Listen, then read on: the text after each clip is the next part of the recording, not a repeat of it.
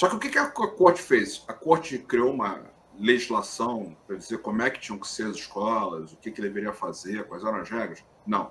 Ela disse que era inconstitucional ter escola para branco e escola para negro. Ela fez isso. E ela delegou aos juízes de primeiro grau que tinham os processos para fazer o enforcement, ou seja, para garantir o direito. Só isso. Então, ela não regulou como que seriam as escolas, quem seriam os professores, quais seriam os horários, qualquer coisa que venha a calhar na cabeça. Ela não regulou nada disso. Ela só disse que não poderia acontecer aquilo e delegou para os juízes de primeira instância para fazer o enforcement. E veja, ela, ao delegar aos juízes de primeira instância para fazer o enforcement, ela respeita o duplo grau de jurisdição. Porque se um juiz de primeiro grau tomar uma decisão no enforcement, na execução, desculpa, só para traduzir para todo mundo, enforcement, quando eu estou falando, é para garantir a execução e a efetividade da decisão. Né? Se o juiz fizer uma bobagem monstruosa, vai ter recurso para a Corte de Apelação e eventual recurso para a Suprema Corte depois. E a Suprema Corte vai julgar esses recursos, em grau de recurso, óbvio, né? Tendo uma causa madura. A discussão toda já foi tomada, já teve recurso para o tribunal, tal. Não é ela decidindo todos os problemas do país. Então, olha a diferença de Brown versus Board of Education para, por exemplo, o que se fez agora com o Marco Civil na internet, criando uma infinidade de regras de responsabilidade civil. Responsabilidade civil. Responsabilidade civil é regra para o Congresso. Legislando. Gente, num Estado de Direito, só a lei estrito sensu, norma promulgada por um parlamento eleito, só a lei pode criar obrigações, e obrigações não só para os indivíduos, como para os próprios órgãos. E aí eu me remeto também ao programa Pena Justa. O programa Pena Justa foi um desses processos estruturais dos quais o Leonardo acabou de falar, e que são aberrantes. Até porque no Brasil, no nosso sistema processual brasileiro, não existe essa figura. E o Supremo Tribunal Federal não é legislador para fazer aditamentos ao Código de Processo Civil e determinar que tipo de processo vai ser instaurado no Brasil. A propósito, Leonardo, o Flávio Dino, numa palestra recente da UNB, citou exatamente esse caso Brown para justificar e para enaltecer os processos estruturais. Né? Olha só, olha o tamanho da falácia. Isso é uma coisa curiosa, né? Eu estudei nos Estados Unidos, estudei na Universidade da Pensilvânia. Eu não estudei no Brasil porque eu não concordava com as teses jurídicas à época, eu já achava aquilo tudo uma loucura, essa questão de você não aplicar o texto da lei já me deixava perplexo. Eu estudei Direito Civil pelo Código de 16 do Bevilacqua, não tinha nem as cláusulas abertas de função social, boa-fé. Você podia trazer esses argumentos, mas tinha que ter uma mega sofisticação para você conseguir emplacar um argumento desse diante do código e tal. Então, eu fiquei muito chocado com aquilo no Brasil. Eu ia fazer um mestrado na UERJ, no Rio de Janeiro, morava no Rio nessa época, e eu comecei a ler o material e falei, não acredito, não concordo com absolutamente nada do que estão dizendo. Assim, o juiz não pode ter esse poder todo.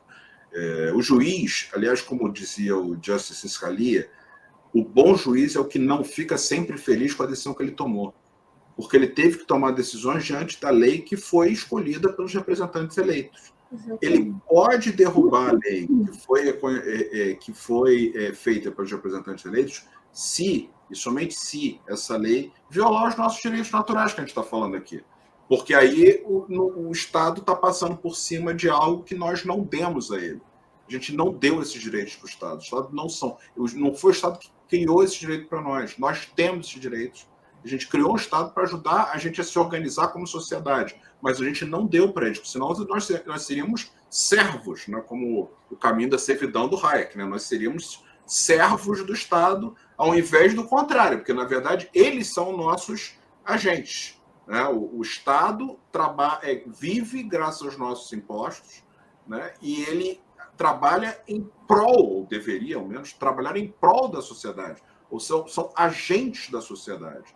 Então, se houvesse uma violação aos direitos naturais, eu entendo que nesse caso, somente nesse caso, o juiz poderia derrubar uma lei, coisa que o valha. Né? Agora, o que não dá é para pegar a principiologia da Constituição, né, a dignidade da pessoa humana e outros dispositivos do gênero, para ignorar os direitos que estão lá no artigo 5º da Constituição. Todo cidadão deveria ler. Não precisa ler a lei inteira, é só ler o artigo 5º. O artigo 5º são os nossos direitos naturais, lá, eles estão lá. Foram descritos, foram colocados em texto os nossos direitos naturais. Nos Estados Unidos, você ainda tem que discutir e trazer de volta a Declaração de Independência. No nosso caso, eles estão todos lá no artigo 5º. Esse artigo 5º, na Constituição de 1988, foi protegido pelo artigo 60, que diz que isso tudo é cláusula pétrea, que ninguém pode mudar. Então, como? Como que pode um julgador pegar o dispositivo da dignidade da pessoa humana, que não está no artigo 5º, e ignorar direitos que estão no artigo 5º, como a liberdade de expressão, né, que é o caso do Marco Civil. A liberdade de expressão está no artigo 5º. E veja como que é importante a interpretação original para a gente ver se não se perde em divagações hermenêuticas, né, em divagações interpretativas. A Constituição de 88 nasce após a ditadura militar. Naquela época, o que o povo, a sociedade, não o povo genericamente, a sociedade brasileira menos queria era a censura. Eram tempos de Cálice, do Chico Buarque, de Por que Não Falei das Flores, de Geraldo Vandré, entre outras diversas músicas e poesias que foram escritas contra a censura que existia no país. Então, a única interpretação possível diante disso, dos dispositivos da nossa Constituição, que trata da liberdade de expressão, é que esse é um valor dos maiores e mais relevantes da nossa República. E não podem ser derrubados por um princípio vago e inespecífico como dignidade da pessoa humana. Aliás, eu acho que não há dignidade se não se respeita o que está disposto no artigo 5º. Se não são respeitados os nossos direitos naturais que estão no artigo 5º, não há dignidade. E os direitos naturais do artigo 5º se dividem em duas espécies de direitos. Os direitos positivos, né, que são aspirações também que o Constituinte na época tinha para a sociedade, queria uma sociedade melhor, e os negativos, que são proibições para o Estado. Vida, liberdade e propriedade estão no caput, são proibições. O Estado não pode se meter nesses nossos direitos. Então, como é que eu vou vou ter dignidade se esses direitos são violados? Não há. Então, você vê, por exemplo, num julgamento como a sessão de hoje, que encantou o final da nossa tarde de hoje, para não usar o verbo em sentido contrário, a gente vê uma corte dita constitucional a pretexto de zelar pela dignidade de pessoas supostamente ofendidas, vítimas de discurso de ódio, seja lá o que isso signifique, tratorar a liberdade de expressão, que é garantia individual nossa, e está lá no artigo 60, que o Leonardo tão bem mencionou, como cláusula pétrea da nossa Constituição, que não pode ser mexida nem pelo Legislativo, que o dirá pelo Supremo. E não contente com isso, o Supremo ainda fez essa lambança toda, avançando sobre a atribuição de um outro poder, que é o Legislativo. E ao avançar sobre essa atribuição do poder vizinho, ele fere o pacto republicano também